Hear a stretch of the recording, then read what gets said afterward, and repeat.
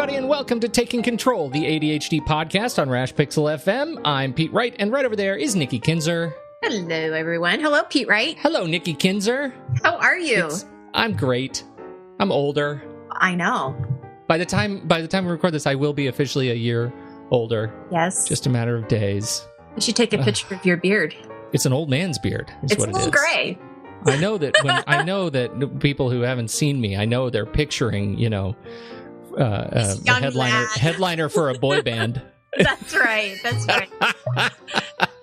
Please don't disabuse me of that image. I want to know everybody thinks of me as a young Justin Timberlake. That's what I want. That's right. We'll just go with that. I'm not a young Justin Timberlake. Sure you are. Oh, there you go. Thank you. I have one supporter in my cause. Right. We're going to be talking about work and memory and anxiety, and I know we're going to be talking about that because that is currently the working title of this show. Which will change. And anxiety. I told you, I'm like, this isn't a good title. We have to be a little more creative. Yeah. I'm actually going to rename it. This is not a good title, work and memory and anxiety. Exactly. Before we do that, head over to takecontroladhd.com. Get to know us a little bit better. Of course, you can listen to the show right there on the website or subscribe to the mailing list and get an email every time a new episode goes live every week. You can connect with us on Twitter or Facebook at Take Control ADHD and call us at 503-664-4ADD and get your thoughts and questions on the show. All right, Nikki, are we forgetting anything? I don't know. Do you feel like you're forgetting something? All the time. Really? All the time. And I have good systems. Right. I have good systems that I trust. And yet I feel like I've habituated that feeling of memory anxiety. It's just normal state now. There you go. Wonder what I'm forgetting at any given moment. And does that happen in the workplace? Yeah. Oh, yeah. Okay. Well, says the workplace is kind of all around me. That's why the title is called Work, Memory, and Anxiety. See, it may be a bad title, but it sure is appropriate. It does work. No, it's interesting because this is definitely one of the more common concerns that I see with clients.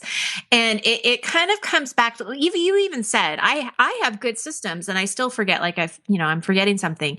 So imagine if you don't feel like you have good systems. Yeah. It's worse. Yeah. If you don't have a trusted system, that's terrible. It just makes it worse. And so you're constantly trying to figure out what it is that you're forgetting.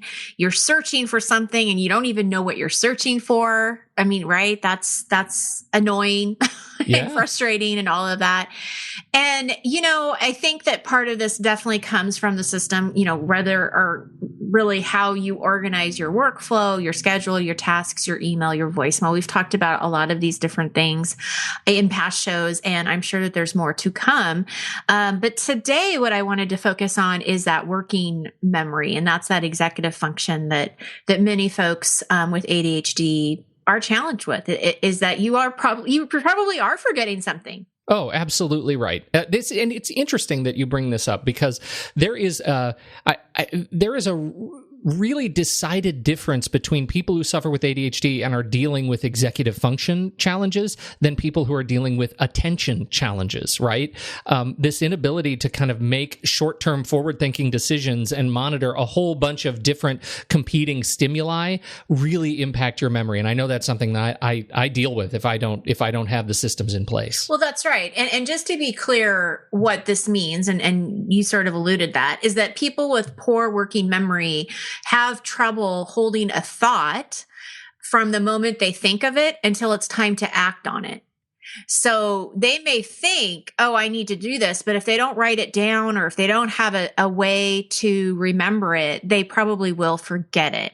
And they could even have a conversation with someone and the person that you're conversing with will say, but we talked about that. Don't you remember talking about that? And they honestly don't remember it. Like it didn't stick. I have a metaphor. Can I share a metaphor? Yeah, please. Now, this my wife, she's a speech pathologist. She went to see a talk just last week, and the therapist. I don't remember his name, so I can't attribute it. I'm not even sure she told me his name, but I love this metaphor so much. Talking specifically about ADHD and executive function. That's how timely this topic is. It was just this week. Fantastic. He said this. It's like you're driving in a car, right? You're in a car, and you are in the right lane, and the next block you have to make a right turn. but there's somebody in front of you who's driving really slowly, and you're in a school zone, right?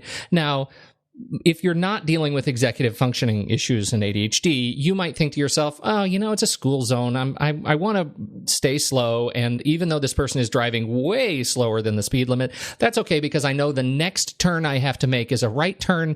I'm just going to wait it out. It's not going to cost me more than a few seconds, and I'll make the right turn when it's time. If you're dealing with executive function challenges, you're going to say the immediate thing in front of me is this person is driving below the already slow speed limit. I don't have time for this. I'm going to get into the left lane to try and get past them. And you're going to not even have on your horizon that in 200 yards you have to turn right, and now you've just missed the turn, and therefore you are late to work. And the problem becomes, why are you late to work? But you don't know why you were late to work. All you know is you missed a turn. Mm-hmm. And you probably don't even remember that challenge. I love that metaphor. It so aptly describes the experience that I live with every day. Mm-hmm, mm-hmm. It's interesting that you used a car metaphor because I just went to the CHAD conference last weekend, and somebody had mentioned that having ADHD is like feeling like you're 7 feet tall and you're trying to get into one of those little Mini Cooper cars. Yeah, right. that the world is not necessarily, well, it's not set up for you. And so you're trying to fit into something that's just really uncomfortable. So, I mean, I just bring that up because it was a car metaphor. Yeah, no, I totally see it. It makes a lot of sense. But yeah, it is interesting. Well, and I think that it's unfortunate because there's still that stigma of you did it intentionally, like you intentionally forgot, like, oh, well, you just must not care because you forgot. Right. And we know that that's not the case. It has nothing to do with intention or not caring. You just simply forgot because this executive function is not working properly. Exactly. And in a workplace, this can definitely have some consequences and does add a lot of stress because you could miss deadlines. You could turn things in late or half finished. I know that a lot of worry that I see with clients is they feel like people are looking at them as unreliable or irresponsible, which is not how they want to be perceived. Women often get labeled as kind of flaky, right? And that's not fair. Mm-hmm. And then you're always feeling like you're catching up. You're just never ahead. And I hear that a lot too. And that's an incredibly terrible place to feel or be in. And none of these things, when they're happening, are going to help your self-esteem, right? You're going to end up having those limiting beliefs that you're not good enough. This is my fault. I'm just being lazy. Why can't I do this? Everybody else can do it. And then all of these things keep going into your head and it's not serving you. And it's a cycle, right. And it's a terrible cycle to be in. So I want to focus on the memory part and give some folks some ideas on what you can do in the workplace, because that is where we're kind of focusing on. And I can't remember the pen, but you're gonna remember it because you're the tech genius. That'd be the Live Scribe. Thank you. You're welcome. In my notes, I wrote the pen with a recorder. Yes. That has been a lifesaver for a lot of my clients, not only students who can record their lectures, but also professionals who can record their meetings with their bosses, like weekly reviews and things like that. And then they can highlight the area that they want to go back to because they want to make sure that they got everything. Like this was the priority. These are the things to do. So that is an excellent way to, I think capture those things is if you can listen to it again. Oh, absolutely. And I will say the special edition Live Scribe 3 Smart Pen with the Moleskine notebook. They have a partnership between Moleskine and listeners of the show know I'm a big fan of Moleskine notebooks. And so it's a whole kit that you can get with the Moleskine notebook. It's the holiday season. I don't know. This may just end up in the gift guide. Yes. Well, definitely put it in the show notes for today because I want people to be able to see that. Yes. Yeah. Definitely. The other thing I think that's important, and this is not only memory, but it's also capturing distractions. If you're in a meeting, I think it is important to have some kind of effective way to capture your thoughts when they come. So that way you aren't relying on your memory to remember them after the meeting. And so if you notice like somebody is saying something and it's a deadline, write that down. Like have one of your notebooks or have something where you can write that down as it's coming to you. Don't rely on your memory. That is a strategy that a lot of people continue to try. Like they think, well, I'll just remember it, but you just don't. And if we want to begin to trust ourselves, then having these systems in place, are going to be really important. If this isn't a habit that you have already adopted, it's definitely time to be thinking about that. What do you carry around for quick notes? I use the notes in my phone. Yeah. That little plain notes, whatever, like the little yellow pad. Yeah, because you're on iPhone, the Apple Notes app. Yes. Yeah. So I use that all the time. And in fact, when I was traveling to the CHAD conference, I was listening to podcasts. And as I was listening to the podcast, that's what I was putting notes down, as I was just typing the notes as I was listening. And it was actually very convenient. Yeah. That's great. Okay. So then I would say that after you have these things dumped down or, dumped in some place, that you do have to kind of somewhat go back and organize them the best that you can. We're not looking for perfection here. You guys know that is not my focus. Just that you're doing something with them, whether that's putting them into your to-do list, into your calendar, just so that we're not forgetting about them, that we're still paying attention to them. It could be part of your weekly review. Today's focus is not to set up those systems. I'm just, saying this is an important piece. So be thinking about that. This opens up a can of worms, and I know that that's true, but it really does. But I just want to encourage people to go back to our episode. I can find the link to this. I'll put it in the show notes too. The workbox, where we talk about kind of digital systems to get out of your inbox, out of your notes, and get everything in the system that allows you to do the work. It's not an inbox; it's a workbox. And we did a whole episode on that. And I think it's worth just revisiting that if you haven't already. So link in the show notes. Well, I totally agree, and that's where it gets so fuzzy here, because it's like I want to give people ideas on how to capture their thoughts for their memory. But oh my gosh, it does. It can open up a whole can of worms, because what if I don't have an effective way? Yeah. I don't have an effective to-do list. So I'm glad you bring that up, because we have talked about those things before. And I think it goes to, my next point is that to have an effective project planning system in place, how you're going to plan for your projects. But again, that could be a whole another like 3 or 4 episodes. So I understand that people may not have that in place yet, and that's okay. These are just to plant the seed. I'm just planting the seed of how you can capture these things, if that makes sense. Absolutely. I also think that out of sight is out of mind. We all probably can agree on that. So if you have something in front of you to trigger your memory, I think that that's going to be a great thing. So if you are working under a deadline and you don't want to forget that, have a sticky note with that deadline and the project you're working on, or use bulletin boards for urgent items so they're consistently in front of you.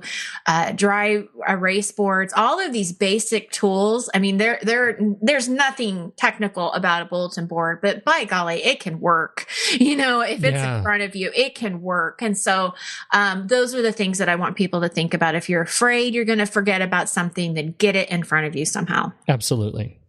We talk about alarms all the time. And I know that in any article or podcast that you listen to, they're talking about alarms as well.